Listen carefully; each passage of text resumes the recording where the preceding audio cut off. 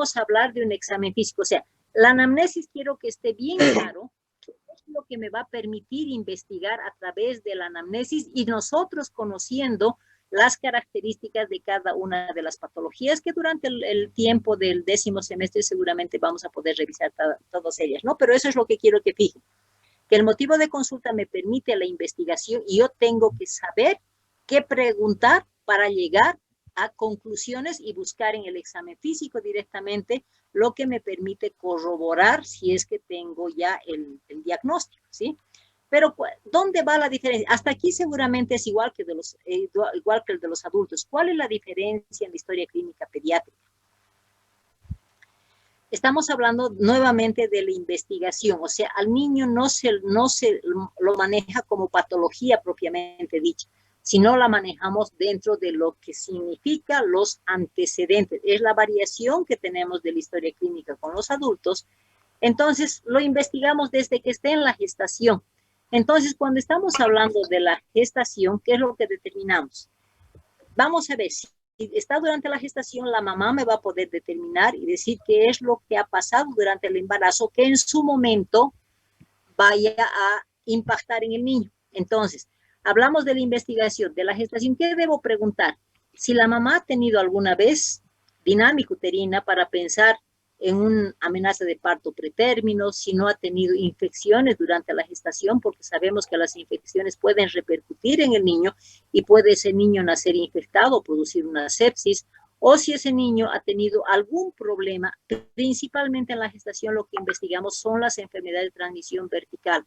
Si la mamá tiene las patologías del grupo TORCH, ¿no es cierto? Tal vez está cursando con una sífilis, tal vez o tiene toxoplasmosis, si tiene VIH, si tiene Chagas, ¿no es cierto? Entonces, esas patologías que nos dice que durante la gestación podía haber sido infectado ese niño y tengo que prepararme para recibir un producto con compromiso durante el parto. Pero si no ha tenido ningún problema durante la gestación, vamos a decir que esta gestación fue sin patología o sin intercurrencia. Luego le vamos a preguntar a la mamá qué pasó durante el parto y qué nos interesa saber en el parto. ¿Qué producto de qué gestaciones? Puede ser primera, puede ser quinta, puede ser 10ª, ¿no es cierto? Dependiendo de la gestación. Pero lo más importante es de cuál fue el término, porque sabemos que el riesgo que tiene ese niño es, si es un pretérmino, es un niño con riesgo durante el seguimiento de crecimiento y desarrollo, si es un prematurito. Si estamos hablando de un postérmino, también tenemos el riesgo de que tenga sus factores patológicos. Entonces, todo prematuro o todo postérmino tiene sus factores de riesgo. Cuando estamos hablando del tipo de parto, ¿será importante el tipo de parto? Sí, porque no es lo mismo que ese niño nazca por una cesárea, porque muchas veces esa cesárea puede impactar en su nacimiento en el estado del sistema respiratorio, o puede ser tal vez un parto conducido, ¿no es cierto? Entonces, dependiendo del tipo de parto, vamos a averiguar cuál fue la condición de nacimiento de ese niño y vamos a hablar específicamente del APGAR. Sabemos que el APGAR tiene 5 componentes, ¿no es cierto? O sea, que la mamá no sabe con qué frecuencia, no sabe con qué tono, no sabe si ha nacido rosadito, cianótico. Entonces, el APGAR para la mamá va a ser simplemente lloró o no lloró. Si es un niño que inmediatamente ha nacido y ha tenido un llanto inmediato, ¿qué me está diciendo? Me está diciendo que ese niño ha nacido con un buen APGAR y tiene un pronóstico de buena calidad de vida. Pero si me dice hay un llanto tardío, ¿qué me está diciendo? Que ese niño ha nacido asfixiado. Yo no sé si lo han reanimado, yo no sé si esa reanimación ha sido el momento preciso o tal vez ese niño ya tenía una hipoxia grave. ¿Qué me permite ese llanto tardío? Me permite investigar principalmente el desarrollo y la motricidad con la que está siguiendo ese niño, porque no nos olvidemos que una hipoxia cerebral me puede llevar a un retraso principalmente en la motricidad o en el componente de desarrollo en su globalidad. Y es importante saber con qué peso, con qué talla, perímetro cefálico y perímetro torácico ha nacido, y eso lo vamos a tener en el carnet de salud infantil. Una vez que hemos determinado estos, que pueden ser factores con buenas condiciones, pero también puede determinar los factores de riesgo, quiero saber qué pasó en el posparto. Porque si yo voy a relacionar, por ejemplo, un niño prematurito, seguramente no va a tener un buen estado en el posparto. Entonces, ahí tengo que investigar si tuvo un alojamiento conjunto con la madre. Entonces, ese niño nació con buen APGAR, nació a término, no tuvo problemas en el parto y se fue junto con la mamá. Pero en algún momento, si ese niño ha tenido llanto tardío o ha nacido prematuro, postérmino, ese niño tiene sus factores de riesgo porque en el posparto se van a presentar uno de los trastornos metabólicos del niño, que puede ser ictericia, puede ser hipoglicemia o hipocalcemia. En ese caso, estos niños no se van junto con la mamá, más bien al contrario, están con alojamiento o están internados en neonatología, ¿no es cierto? Entonces, nuevamente, todos estos antecedentes me sirven para hacer un seguimiento de ese niño durante el periodo que le vamos a determinar su crecimiento y desarrollo. Ahora, cuando estamos hablando, ya hemos investigado gestación, parto y posparto, tenemos que continuar con ese concepto de integralidad. Entonces vamos a hablar de los otros antecedentes que son importantes en el niño, los antecedentes alimentarios. Muchas veces si consideramos a un niño que tiene 5, 4 años, tal vez ya ni nos preocupa la lactancia materna, pero tengo que cumplir la norma de pediatría investigando los antecedentes alimentarios, porque es una norma que ese niño reciba lactancia materna exclusiva hasta sus 6 meses. Hay que investigar con qué inició la alimentación complementaria y cuándo la inició, y finalmente actualmente qué recibe. En actualmente qué recibe no necesito describir en detalle si son proteínas, vitaminas, hidratos de carbono, etcétera. Simplemente decimos recibe de la olla familiar. Ahora, ¿por qué es importante estos antecedentes alimentarios? Tá bem. Sí. Cá, por favor. Porque, perdão? Alguém está com o microfone, seu microfone não ligado. Cuando estamos hablando de los antecedentes alimentarios, ¿por qué es importante investigar todos estos 3 momentos, lactancia materna, alimentación complementaria y con qué recibe ahora? Porque si encontramos un niño desnutrido, ¿quién sabe que no recibió la lactancia adecuada o la alimentación complementaria fue inadecuada? Entonces, eso nos permite investigar el estado nutricional del niño, que si ha cumplido esa norma, pues va a tener buena condición nutricional. Cuando hablamos del desarrollo, estoy hablando del desarrollo motriz, no estoy hablando del desarrollo en todo el componente de desarrollo, simplemente la motricidad, porque debemos recordar que la motricidad va a madurar cuando tenemos esa maduración cefalocaudal, o sea, la dirección de maduración muscular va a ser de la cabeza a los pies. Por eso se va valorando y vemos cuando es un recién nacidito, tiene movimientos activos, pero no son movimientos voluntarios, está incongruente, por eso simplemente ponemos pataleo activo. A los 3 meses ese niño ya ha madurado la musculatura cervical, entonces tenemos obligación, mismo sea un niño enfermo o un niño sano, tenemos obligación de ponerlo de barriguita al niño para ver si está sosteniendo la cabecita, porque a los 3 meses tiene obligación del sostén cefálico. A los 6 meses tenemos que hacer la prueba si se está sentando solo, porque ya han madurado los músculos dorsales. Al mismo tiempo decimos que cuando ya tiene 9 meses, ese niño ya tiene maduración de las extremidades con control voluntario, por eso ese niño empieza a gatear. Cuando tiene 1 año, ese niño ya tiene condición de ver el equilibrio, y cuando hablamos del equilibrio ya va a empezar a caminar con apoyo inicialmente, aunque algunos niños caminan rápidamente al año ya solos, y al 1 año y medio ya tiene que tener la condición de caminar solo. En caso de que estos niños, por ejemplo, tengan un retraso en esto, entonces ahí tenemos que intervenir con la estimulación motriz que a todo niño se le debe orientar.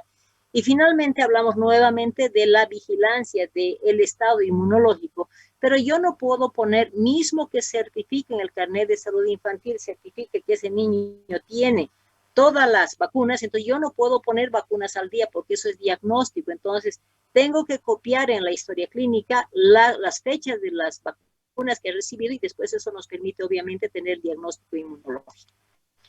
Luego, ya hemos terminado los antecedentes no patológicos. Para entrar a los antecedentes patológicos, lo que significa enfermedad, donde vamos a determinar primero si ese niño tiene enfermedades propias de la infancia. Generalmente el niño se resfría alguna vez o tiene diarrea alguna vez, entonces ponemos iras y edas ocasionales. Cuando hablamos de internación, ya significa que ese niño ha tenido hechos de mayor gravedad en su salud, entonces se registra la edad y con el diagnóstico con la que se interna. Generalmente los niños no tenemos antecedentes quirúrgicos, traumatológicos, transfusionales y alérgicos, entonces puedo relatar, no refiere cirugías, no refiere traumas, no refiere transfusiones, o usar el común denominador, no refiere patologías en cada uno de estos elementos, pero tengo obligación de cumplir En caso de que haya tenido alguna cirugía o de chiquito, por ejemplo, de recién nacido o neonatito, necesita una transfusión por una hiperbilirubinemia, por ejemplo, aquí tengo que describir. Y de hecho es importante los antecedentes alérgicos, porque es un niño que va a seguir con los tratamientos, entonces toda alergia también se la va a registrar. Luego tenemos que pensar que ¿quién le va a contagiar? Normalmente estamos hablando de que contagia la familia, ¿no es cierto? Entonces estamos hablando de los antecedentes, continuamos con los antecedentes de la investigación familiar, donde vamos a determinar que la familia tiene que estar sana o con probabilidad de contagio. Entonces ahí investigamos los antecedentes familiares, que son los abuelos, que vamos a describir las patologías que pueden tener los abuelos, pero cuando nos referimos a los padres y a los hermanos tenemos que poner el diagnóstico si tienen alguna enfermedad o directamente poner si están vivos aparentemente sanos con el registro de la edad. Luego, cuando estamos hablando de la revisión de sistemas, chicos, ya tenemos la abreviación, que estas abreviaciones sí nos sirven, que es sistema nervioso central, sistema cardiopulmonar, sistema geniturinario, gastrointestinal, geniturinario, musculoesquelético y sistema tegumentario. Cuando tenemos un paciente que está con tos, por ejemplo, entonces en sistema cardiopulmonar voy a poner referido en la enfermedad actual. Si ese niño está cursando con un cuadro diarreico, voy a poner en sistema gastrointestinal referido en la enfermedad actual o la patología que esté con el relato correspondiente. Pero si no tenemos otra patología, sí investigamos, preguntamos si hay alguna patología relacionada con esos sistemas y si me dice no tiene ninguna patología, entonces nuevamente utiliza el común denominador, es decir, no refiere patologías. Porque estas patologías o las identificamos con la patología que está relatando ahora, las investigamos por los antecedentes y si no tiene, pues es importante que relatemos que no refiere patologías porque estoy descartando otras patologías que no las estoy describiendo en la historia clínica. Una vez que hemos investigado, me voy al examen físico. Y en el examen físico tenemos dos condiciones, ¿no es cierto? El examen físico general y el examen físico regional. El examen físico general es la percepción que solamente viéndolo al paciente, en ese momento yo voy a poder describir, y el regional, pues es como su nombre le indica, las diferentes porciones corporales. Cuando hablamos del examen físico general, yo tengo que describir al grupo etario. No puedo poner aquí un paciente de 1 año de edad de sexo masculino, porque eso ya lo describí en la afiliación. Aquí tengo que poner el grupo etario al que pertenece. Por ejemplo, puedo decir que es un recién nacidito, aquel que tiene las primeras 24 horas de vida, un neonatito, el que tiene desde el segundo día de vida hasta los 28 días de vida, un lactante menor cuando tiene de 1 mes hasta los 11 meses de vida, un lactante mayor es cuando tiene 1 año hasta 1 año 11 meses, un preescolar es desde los 2 años hasta los 5 años y un escolar desde los 6 años hasta los 12 años. No se preocupen por estos datos porque en crecimiento y desarrollo vamos a manejar también. Entonces, ponemos al grupo etario al que pertenece, luego solamente viéndolo ese niño voy a poder decir si está en un buen estado general, regular o mal estado general. Es importante investigar mi motivo de consulta porque tengo que corroborar si ese niño en ese momento está febril o está subfebril. Y obviamente voy a ver cuál es la actitud de ese paciente o valorar si quieren el estado de conciencia y tendré que decir si está activo o reactivo. Aquí en el examen físico general también va a depender del motivo de consulta, porque simplemente mirándolo, si el paciente tuviera, por ejemplo, tos, entonces solamente voy a ver si está respirando bien. Entonces, si es su motivo de consulta es tos, tendré que poner si está eupneico o disneico. Y si su motivo de consulta es diarrea, ¿qué es lo que voy a considerar? Decir si está irritable, si está somnoliento o hipoactivo, porque son datos que me van a permitir percibir solamente al ver al niño. Es importante tomar los signos vitales, que es frecuencia cardíaca, frecuencia respiratoria. Hablamos de la temperatura, el peso y la talla. A veces decimos, ¿por qué el peso?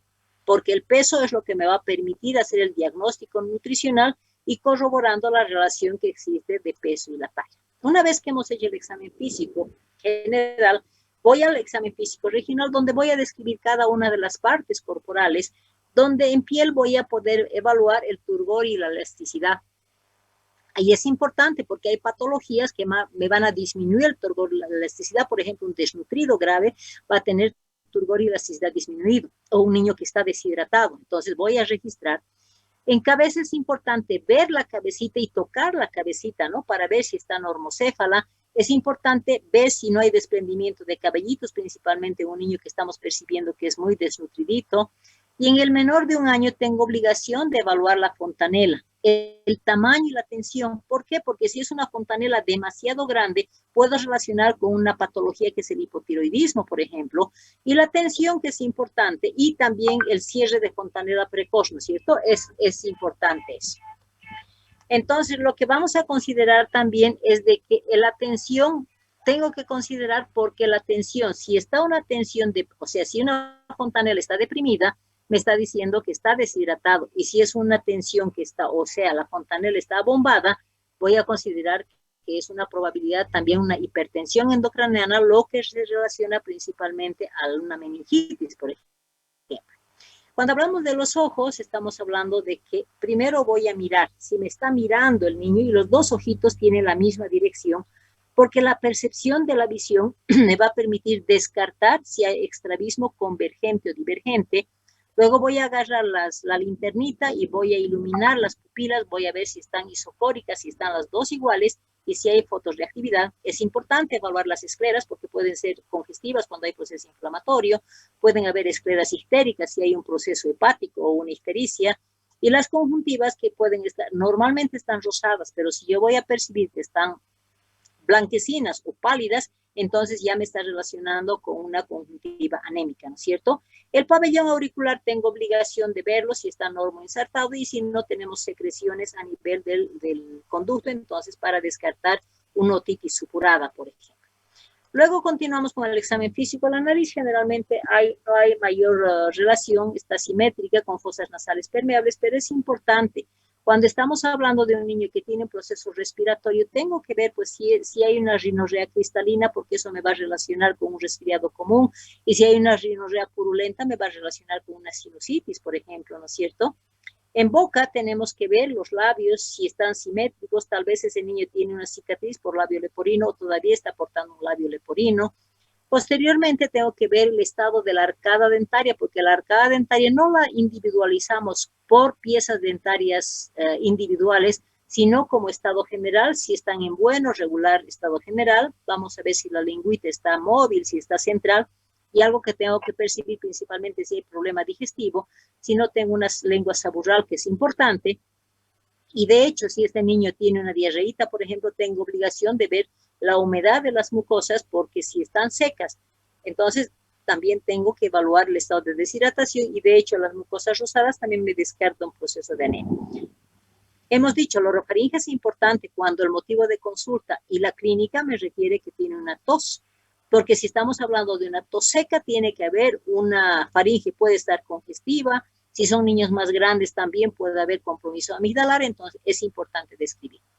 Cuando hablamos del cuello, el cuello tiene una forma cilíndrica, ¿no es cierto? Es simétrica, pero recuerden que los lactantitos menores, principalmente, ellos tienen un cuello corto, entonces es muy difícil evaluar esa forma cilíndrica. Sí es importante evaluar las adenopatías, pero principalmente eso se evalúa en los niños más grandes cuando hay una relación de patología respiratoria principalmente, o afecciones amigdalares, que eso nos va a determinar que sea un niño que está con un proceso infeccioso amigdalar, por ejemplo, cuando vayamos a ver. Si continuamos con la inspección, aquí hablamos del examen físico regional. Entonces, cuando ya nos dirigimos a tórax, en tórax, ¿qué es lo que pasa? Tenemos obligación de aplicar los 4 pasos semiológicos, que es la inspección, palpación, percusión y auscultación. ¿Por qué? Porque nuevamente esto dirigimos, ¿no es cierto? Si el motivo de consulta y la anamnesis está basada en un problema respiratorio, tengo obligación de ver cómo está funcionando ese tórax que está relacionado con pulmones para buscar lo que son datos patológicos para relacionarnos con un diagnóstico. Entonces, si estamos hablando del tórax, vamos a ver la inspección. De hecho, el tórax tiene que estar simétrico como condición normal. Pero si en algún momento voy a hablar de asimetría, que un tórax está expandiéndose bien y el otro no, voy a pensar pues en una ocupación pulmonar. Esta puede ser una condensación, una neumonía neumonía, puede ser un derrame, en casos de trauma puede ser un hemotórax, etcétera, ¿no es cierto? Pero ya me indica ocupación. Entonces corroboro con la palpación. Entonces vamos a hablar de la palpación, que está evaluada en base a la elasticidad y expansividad. Normalmente deben estar conservadas, pero si ya tengo la relación de un motivo de consulta de tos, en datos de gravedad ese niño no está respirando adecuadamente, de hecho tengo que en la inspección también relatar los signos de insuficiencia respiratoria como retracción intercostal, retracción subcostal o cifoidea, tengo que relatar ahí. Y la elasticidad y expansividad van a estar disminuidas en algún momento en un hemitórax, o de lo contrario va a estar normal, ¿verdad? Pero ya voy correlacionando cada uno de estos pasos. En la percusión lo normal es la sonoridad conservada, pero si es que está ocupado ese emitor o ese pulmón, vamos a decir, ya a la percusión voy a encontrar un sonido de matidez, que me significa ocupación, que puede ser neumonía o puede ser derrame. En algún momento puedo tener un timpanismo, entonces me dice que hay acumulación de aire, que eso podemos relacionarlo con una bronquiolitis, con un asma o con un trauma de tórax normalmente, ¿no es cierto? Entonces ahí tenemos acumulación de aire. Entonces vemos la auscultación, que va a ser el paso definitivo para determinar el compromiso pulmonar, recordando que el murmullo vesicular es el traspaso, es el sonido que se emite cuando el aire va a pasar entre los alvéolos, ¿verdad? Entonces el murmullo vesicular está presente cuando el pulmón está funcionando bien, y generalmente se lo evalúa bilateralmente. Pero tengo que buscar ruidos agregados. Entonces, si no hay ruidos agregados, está todo normal. Entonces, tiene que estar simétrico, con buena elasticidad y expansividad, tiene que haber una buena sonoridad, y el murmullo vesicular tiene que estar presente sin ruidos sobreagregados. Eso es lo normal. Cuando tengamos otra patología sin compromiso respiratorio. Pero cuando hablamos de una tos, principalmente tos productiva, me está diciendo que es una afección de vía baja. Por lo tanto, voy a buscar los ruidos sobreagregados que tendríamos que ver.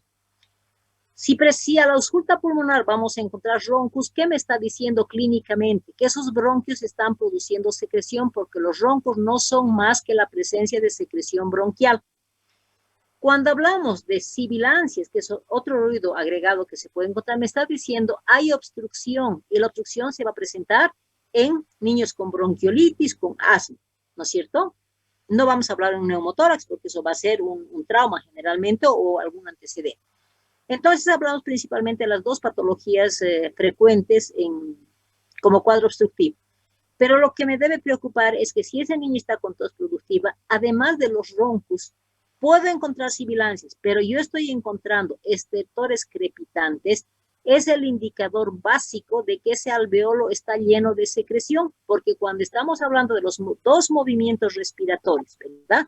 Inspiración va a abrir el alveolo, expiración va a cerrar el alveolo. Entonces, ese pegue y despegue que se va a dar en los dos momentos respiratorios es lo que va a producir el crépito, porque la secreción que se encuentra en las paredes es el pegue y despegue de esa secreción, nos va a dar el crépito. Entonces, tenemos que fijar los conceptos de los ruidos sobreagregados, porque como ya hemos investigado que ese niño, por ejemplo, tenía una tos productiva, entonces ya al tener tos productiva me está diciendo si hay roncos, es una bronquitis.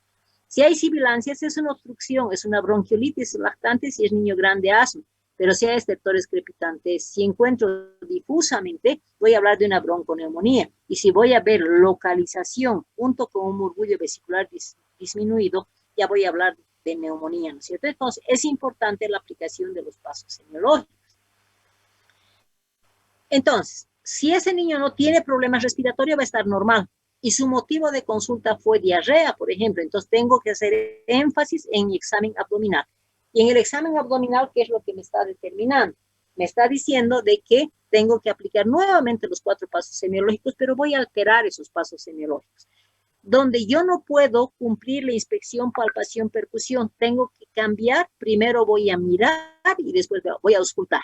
Y dejo para el final la palpación y la percusión, porque si yo voy a estimular el peristaltismo intestinal con la palpación, no voy a ver si es real el aumento del peristaltismo, no. Entonces, en el abdomen voy a ver primero la inspección, y las condiciones normales de ese abdomen es que primero en el neonatito es globoso, en el lactantito es semigloboso, y en el niño preescolar y escolar es un abdomen plano.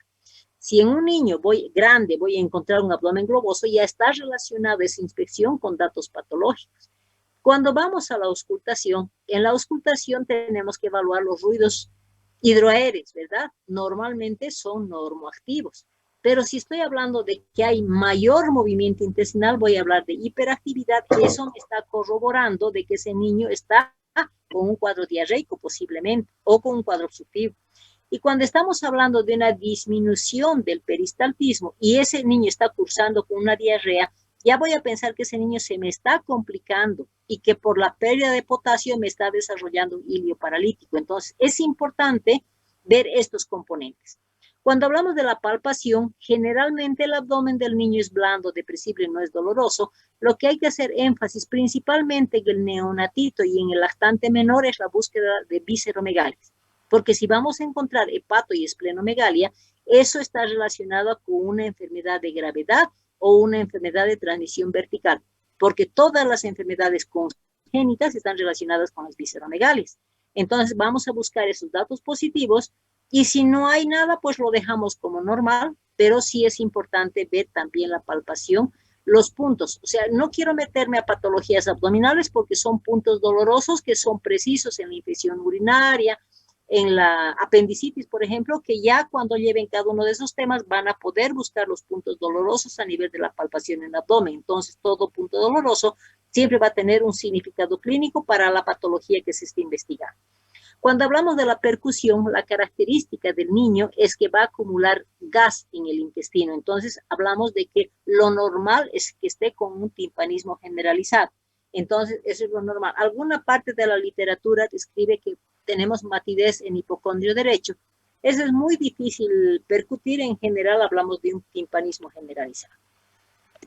Cuando hablamos ya de genitales, hablamos de la diferencia de sexo femenino y sexo masculino. Entonces, cuando hablamos de los genitales de sexo femenino, simplemente observar y determinar que tiene la forma y aspecto normal. Cuando hablamos del sexo masculino, ya tenemos que hablar de que tengo que descartar dos patologías. Tengo obligación de percibir y demostrar que los testículos están en bolsas escrotales porque ese niño puede estar cursando con una criptorquídea. Que eso es, el tratamiento va a ser quirúrgico porque ese niño puede quedarse hasta estéril, ¿verdad? Y cuando hablamos de obligación también ver el prepucio si es retráctil, porque tengo que descartar una fimosis, aunque recordemos que los neonatitos y los lactantes menores muchas veces nacen con una fimosis fisiológica, que eso se va a ir corrigiendo, pero si estamos hablando de un niño grande, de 2 años, 3 años, pues es importante determinar esto porque eso va para cirugía. En las extremidades tengo obligación de ver cuál es el movimiento y la fuerza muscular que ese niño tiene, porque tengo que evaluar el tono y el trofismo si está conservado. La patología que está relacionada con disminución principalmente de trofismo es un estado diferente de desnutrición. El examen neurológico solamente lo vamos a realizar cuando sea un niño que tenga algún problema neurológico, algún trauma, algún TEC, etc. Y entonces solamente es específico cuando hay compresión de antecedente de trauma o patología neurológica.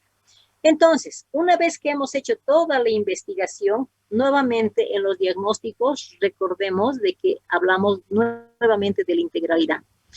Y si bien le dan el diagnóstico de diagnóstico patológico, en niños debemos recordar que no solamente al niño se va a hacer un diagnóstico patológico, sino que se puede describir la enfermedad o se puede describir si ese niño es un niño sano. Entonces, en el primer diagnóstico, porque deben recordar que el niño por norma, el menor de 1 año tiene que hacer consulta de niño sano 1 vez al mes.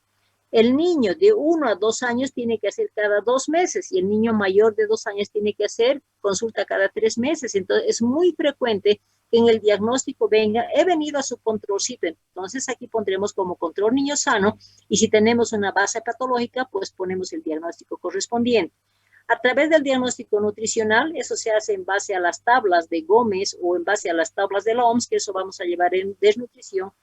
Cuando vayamos a diagnosticar si es eutrófico, tiene desnutrición leve, moderado, grave, que eso es en base a otro tema. Y finalmente, nuevamente hablamos del diagnóstico inmunológico, lo que investigaron en antecedente inmunológico, eso lo plasman acá como un diagnóstico. Si tiene solamente la BCG, podremos poner vacunas iniciadas. Si tiene todas las vacunitas de acuerdo a la edad, decimos vacunas al día para la edad. Y cuando ese niño ya ha llegado a sus 5 años, decimos vacunas completas para la edad. Y nuevamente en el tratamiento hablamos de integralidad, o sea, así como hemos hecho 3 diagnósticos, el tratamiento también tiene que ser en base a los tres diagnósticos, porque haré un tratamiento de la patología, pero tendré que orientarla a la mamá sobre la alimentación y la nutrición actual de ese niño y tendré que marcar con la mamá la próxima vacuna que le corresponde a ese niño y hacer ese recordatorio de que tenemos que continuar con el sistema inmunológico. Entonces, como conclusión, ustedes ven que estamos cumpliendo los parámetros de integralidad principalmente y la investigación independiente que el niño tenga, desde recién nacido hasta que tenga 10 años, por ejemplo, tenemos que hacer toda la investigación de los antecedentes, desde los no patológicos a los patológicos. O sea, en pediatría, este es el modelo de historia oficial para que se haga una historia clínica pediátrica. No sé si tienen alguna pregunta, tenemos unos minutitos todavía. No, doctora. Ya, chicos, entonces esta presentación les voy a pasar. No sé si alguno de ustedes ha grabado para pasar en el grupo la grabación, si quieren. Ya, entonces pásala y pásenme la asistencia, por favor, que es importante. ¿Sí? Doctora, ¿nos puede mandar también igual en PDF? Les puedo mandar esta misma presentación, les voy a pasar al grupo, no se preocupen. ¿Ya? Gracias, doctora. Listo, chicos.